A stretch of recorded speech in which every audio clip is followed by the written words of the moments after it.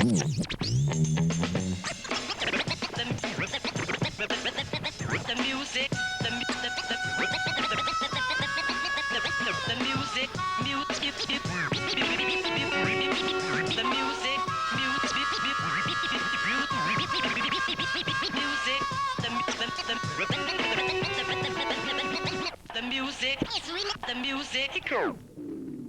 is al niet zo lang geleden dat nog niemand had gehoord van de band My Morning Jacket. Een jonge Amerikaanse band, maar sinds kort is daar verandering in gekomen, want hun eerste cd, de Tennessee Fire, staat op nummer 1 van de moordlijst van het muziektijdschrift Oor.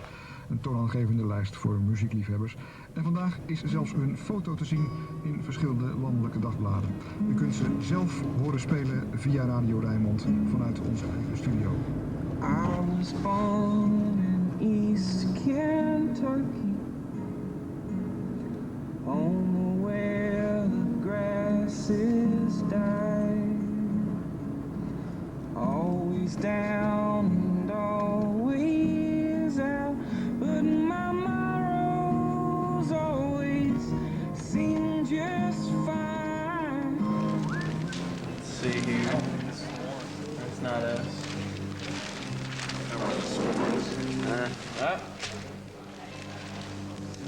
There's one. What does this say? His CD, the Tennessee Fire, is on a high place in that alternative hit parade. Record of the year, as some other journalists said. And so on and so on. It's more or less. Yeah. Ooh. What about that one? What's that first paragraph say?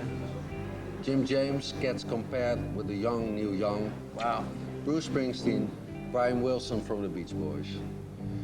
The atmosphere, the playing and the songs call for adjectives as mysterious, full of passion and breathtaking. Some of my favorite adjectives. Absolutely young. Neil Young was good. Oh, yeah. Cool. Everything is great. I don't understand a word of it, but it's great. And you must come to Ahoy. You know Ahoy in Rotterdam? When you are in 1 or 2 years, you are in Ahoy. That's for 15,000 people, and everybody's going like. Ah!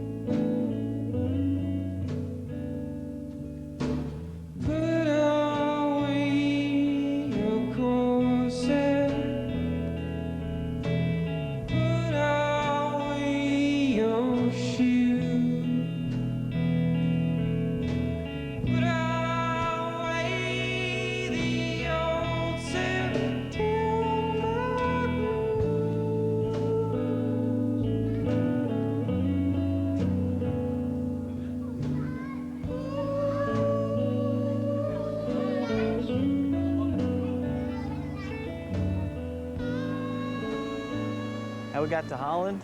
Well, I just got an email one day from Ben Kamsma at the Paradiso, and he said that people were liking the album over here, and they wanted to bring us over for a little tour. So we talked for a while, and just came down to getting the tickets and getting on the plane, coming over. My Morning Jacket has existed probably like 8 or 9 years. Just started out as me playing songs acoustically. We've been together like this for about a year, a little less than a year. And how many shows did you do before you arrived in Holland? I'd say we've done somewhere in the neighborhood of 20 collectively as a band. Somewhere in that neighborhood. Somebody's getting a spank over at you. Keep concentrating on the photo. Music's my life. It's always been my dream. It's a thrill to get to come over here and do it for people. Because it's fun to do it in your hometown, but I'm a question mark here. You know, nobody knows my past, and that's a good thing. That's what we need. We need our first beer. Yeah. Yeah, that sounds good. You pronounce beer the same way, don't you? Just beer. No, the signs I don't understand. It's just my job 5 days a week. A rocket man.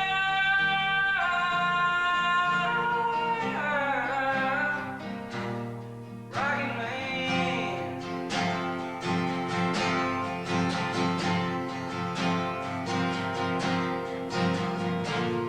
It's gonna be a long, long time. Touchdown brings me round again to mine. Not the man they say I am at all. No, no, no. I'm a rocket man. Rocket man, burning ashes of hell. The average day in Kentucky is I get up in the morning, drive out 64 East to my bagel store where I work with my friends. Everybody that works there is really cool. It's a real friendly atmosphere. I deliver bagels, I seed bagels, I sell bagels and cut bagels, and then I do dishes and leave. And then when the days my woman's in town, we just find each other and spend the rest of the day together in the night, and then it repeats. When she's not in town, I get off work and go home and write some songs and just play around. And here lately we've been moving, so I've been constantly moving stuff from one house to the next. But a typical day just consists of either work and then music, or work and girl, or work and girl and music. Bagels, sweet bagels. They're chewy and filling. Back where I come from, we have big bins full of bagels, you know? Yeah? We have spinach and cinnamon and raisin and plain wheat. What kind of bagels do y'all have? Only sesame left. Sesame? My favorite bagel is taking a honey wheat bagel, cutting it in half, putting eggs on it, and cheese and salt. Yeah? That's what I eat every morning for breakfast at the bagel shop. Eggs, cheese, and salt.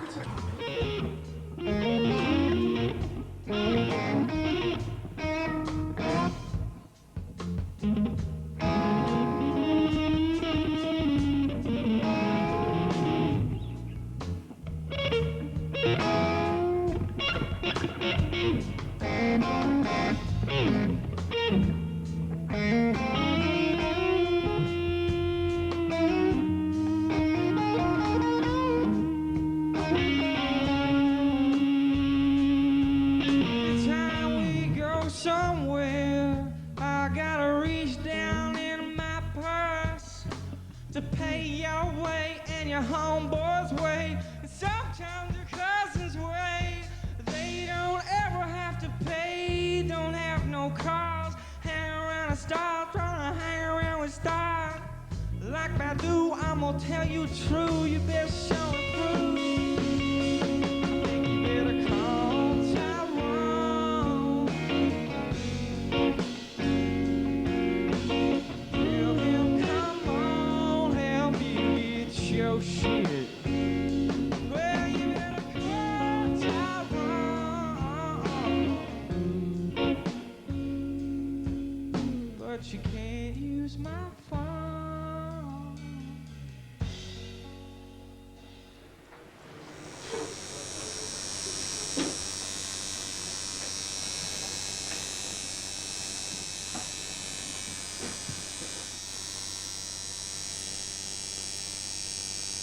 So why did that Pleasantville go? Well, I mean, that's where my grandparents used to live. And when I was growing up, my parents would, you know, they had to work, you know, both of them work very hard still, you know. So they would drop me off with my grandparents, you know, and they would babysit me when I was younger. How big's Pleasantville then? Very small. Yeah. Yeah, they got a bank, they got a pool hall, they got a gas station. They just got a new fish restaurant, but I mean, as far as like, you know, the people. All the priorities. Yeah, yeah. Bar, a pool table, Yeah. bank. Yeah. Yeah. That doesn't sound so bad. What did your grandparents do? Grandfather was a farmer, tobacco farmer, mostly. At what age did you start picking tobacco? Probably 5 or 6, something like that. Just pulling plants. I mean, anybody can pull plants. And I couldn't do much. But, you know, as I got older, they put me to work in other areas, you know. I hated every minute of it, but I did it, you know. That's work. That's right. That's why, you know, I prefer to play drums, you know, in a rock and roll band. What a life that would be, you know. Be nice. We don't get tour support from the label because they're just so small. Right. You know, Well, and usually they- we don't really either. So.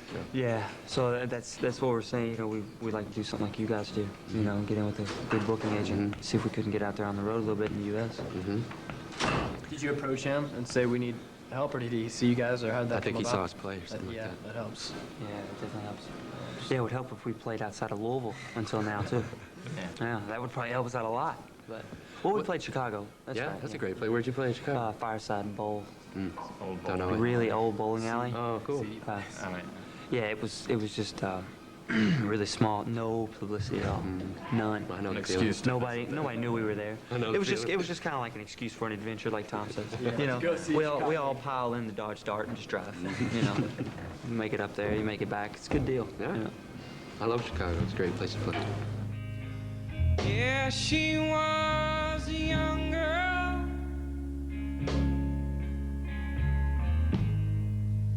about the age of 23. Somehow the Lord never smiled down upon her, so she flew out on a breeze.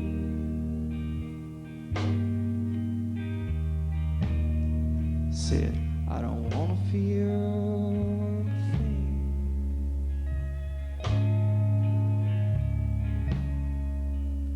I don't wanna feel a thing.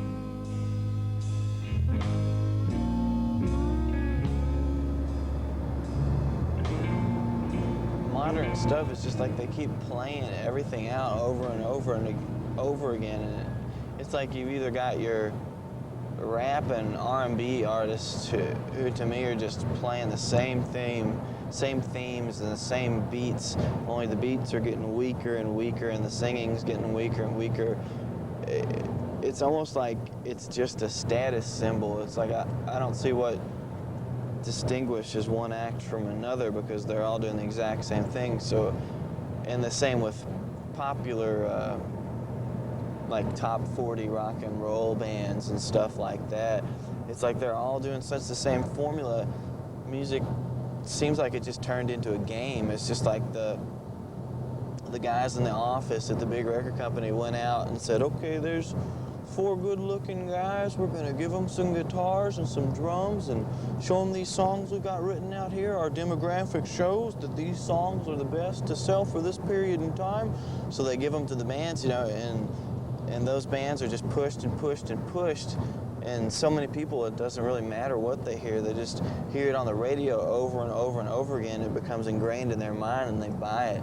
If you're an artist that just likes music, there's also the indie scene, but lots of times people in the indie scene, especially in America, I don't know how it is over here, but they're really stuck up, really high on themselves, and don't like to let new people in or new ideas. They just they like what's there, and they like what their friends do, no matter what it is, and that's it. And since they're the ones that have the money and the leverage and the labels, they put out all the zines, you know, and everybody picks up on that stuff more, you know, so you get more people buying it and more people going to the shows. I just think that music has turned away from music. It's like people go to shows just because they know that their friend is going to be there, or they'll see that guy they like, you know, and they'll just be able to connect with people, which is cool, but I just think that people have been forgetting about music. Lots of times I feel really connected with, you know, like Van Morrison, you know, Neil Young, of course, the Flaming Lips, the band, the Stones, the Beatles, Zeppelin. I just feel a strong, strong bond with that kind of music just because it's the music that I think means the most to everybody as a whole.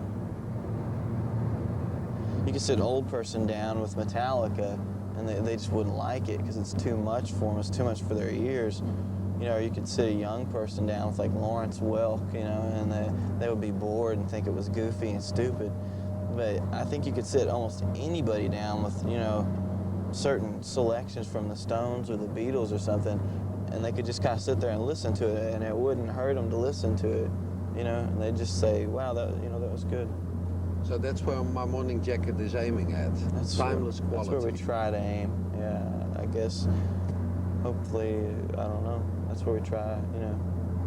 That's the area to shoot for, I guess.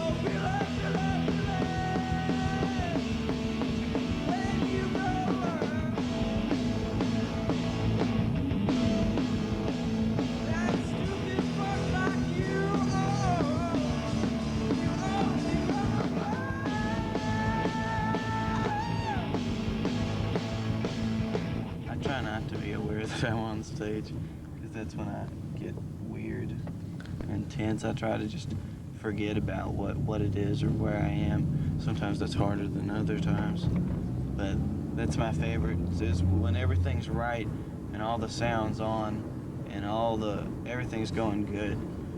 It turns into just one big blob of like orchestrated noise when the performance is going right. It's just like,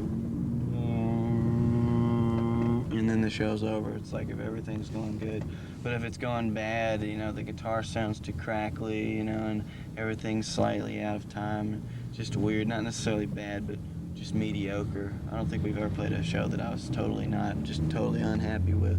I've always been, you know, pretty happy with most of our shows. But it's just that moment in time when it's all going right is so incredible. Just the feeling of orchestrated magic that comes out when everything is right. Is that the best feeling in the world? Love. That and love.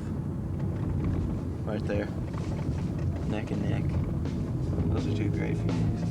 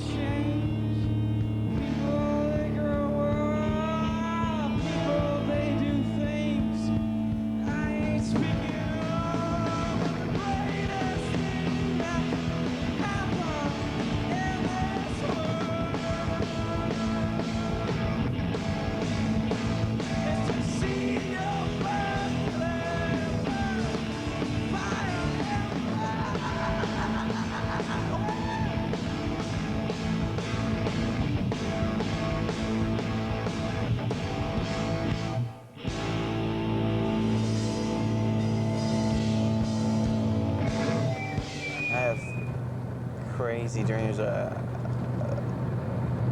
They're so messed up and so colorful, of water slides and bouncy balls and just different animals and places and just really colorful lands and stuff that I love spending time there, you know.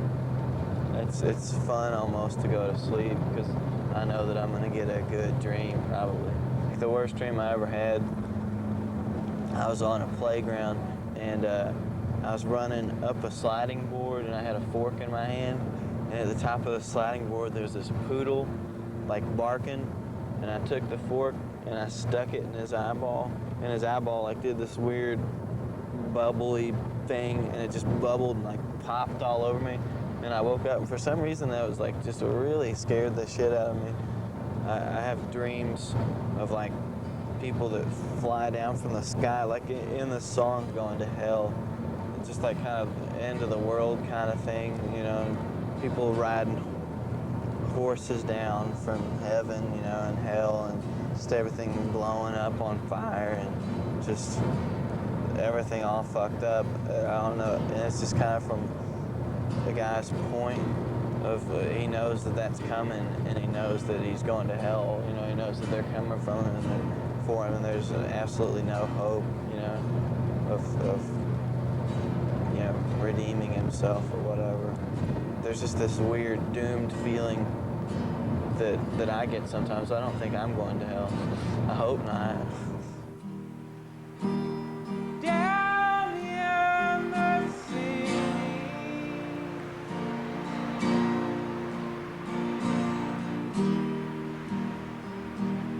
flames get round,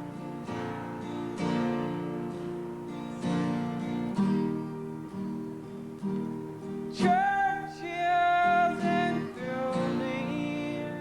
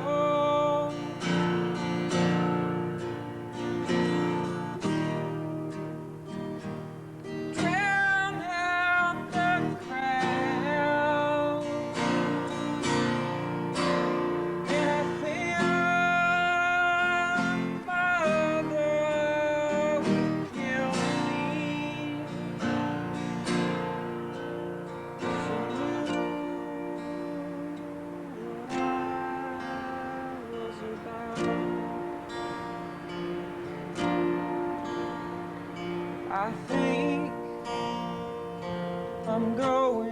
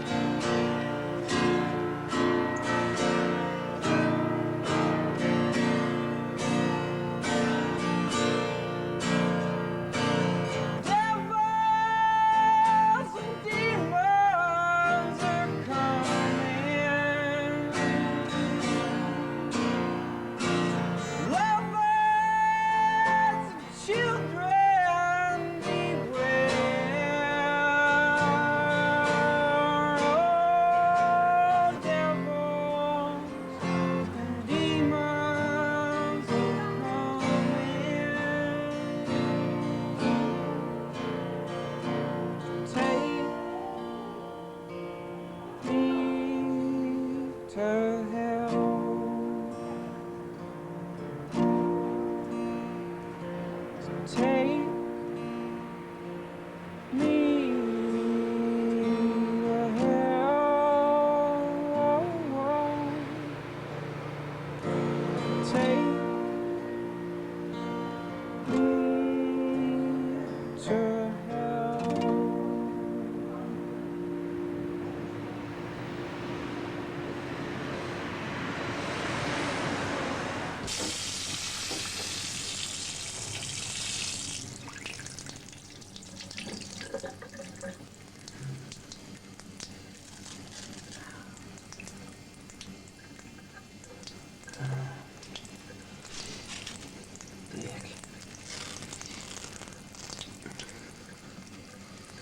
So, but you're sure your parents won't like it? It's not that, I don't think it's because they can't, you know, respect drawings. You know what I mean? I mean, they can respect art, you know. They just don't care for it on people's bodies. So why is that again? Well, I mean, they're very religious.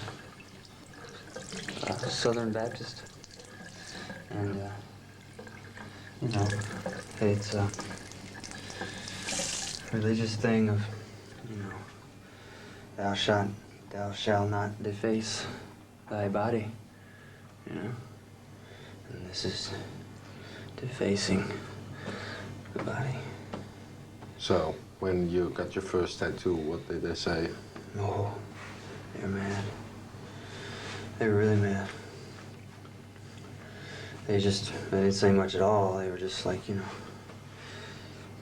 just mad. So mad they didn't say anything, I guess. You know? But, yeah. So you're gonna expect trouble when you get home? Yeah, I do. Yeah. But, what are you gonna do? What did your dad say to you when you got your first one? He threw a newspaper. Yeah. Left. That was it. He was real mad. What did he say about getting another one? Well, he told me, basically, if you get another tattoo, don't come home. I don't know. I guess we'll see if he lets me come home. I hope he does. I hope he does. Still sore? Too bad. No problems with drumming? No. You can break a leg and still drum.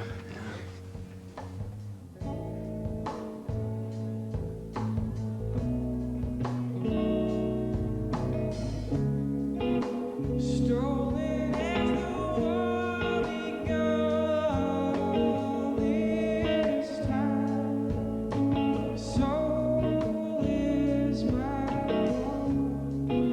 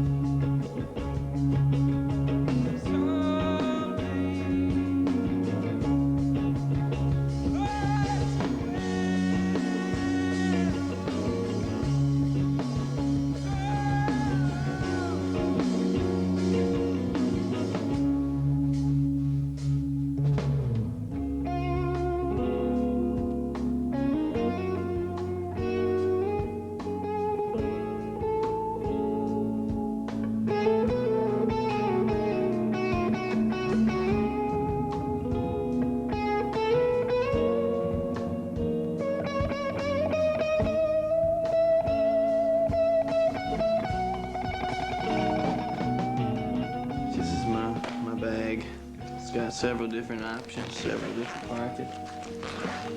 Here we got my trusty Walkman, my standard government issue police sunglasses, the VPRO magazine featuring my morning jacket. Got some books, The Wisdom of Insecurity, haven't read that. Flatland, haven't read that.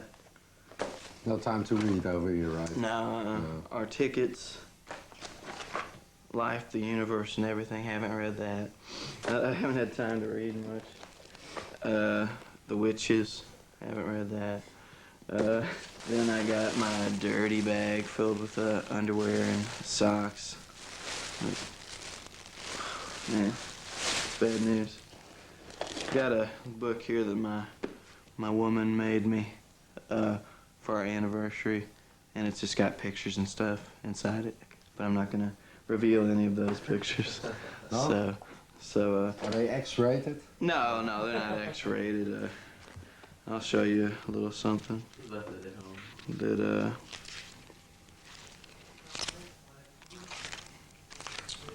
we made some cards together. They're called the Tyrone cards.